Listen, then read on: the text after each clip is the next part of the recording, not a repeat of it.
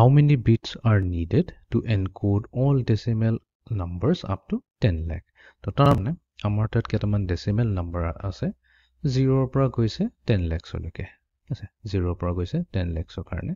আৰু আমাক সুধিছে যে তেনেহলে 10 lakhs লৈকে যদি আমি যাওঁ তেনেহলে আমাক কেইটা বিট লাগিব 10 lakhs লৈকে ৰিপ্ৰেজেন্ট কৰিব কাৰণে তো এটো এটা টেকনিক হৈছে 10 lakhs যোনটো হৈছে আমাৰ 10 0000 এই 10 লাখ যোনটো হৈছে এটা ডেসিমেল নাম্বাৰ এটুক যদি আমি বাইনাৰীলৈ কনভাৰ্ট কৰি দিওঁ তো বাইনাৰী যেটাই ডিজিট আহে হেতুৱে আমাক কৈ দিব যে ইয়াতে কেইটা বিটছ লাগে বাট এটো আমি এনেকা কৈ নকৰো তো আমি জানো যদি if n capital N be the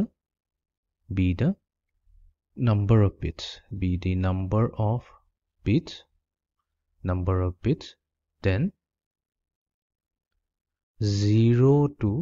2 to the power n minus 1 represents it ki represent kore it represents the range of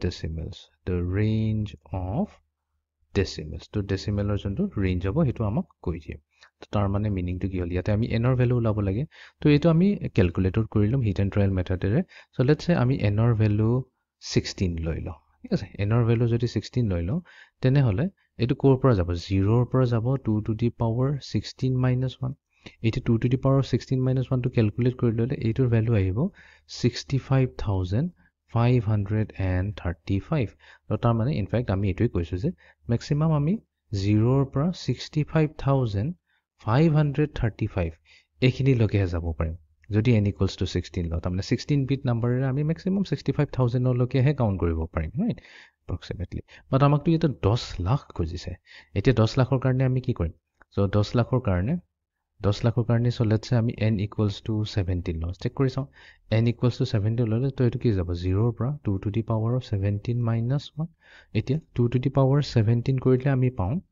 1,31,072 তো এটো কি হ'ব 0 পৰা ম্যাক্সিমাম 1,31,072 কৈছে 10 লাখ টকাতকৈ তো খুবেই সৰু হয় তেনে হলে আমি এটো লব নোৱাৰো তেনে হলে আমি এনেকা কৈ চেক কৰি যাও 18 তো নহব তো n equals to let's say 20 কৰি পেলাই চাও n equals to যদি 20 কৰি পেলাই চাও তেনে হলে আমাৰ আহে 0 ৰ পৰা যাব 2 to the power 20 minus 1 এটোই দিব 10,48,575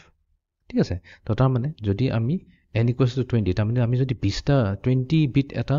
বাইনাৰী লওঁ তেনে হলে আমি ইজিলি 10 লাখৰ তলতে তাৰ মানে 10,48,575 ইমানখিনি নাম্বাৰৰ লৈকে আমি কি কৰিব পাৰিম এটা 20 বিট বাইনাৰী নাম্বাৰে আমি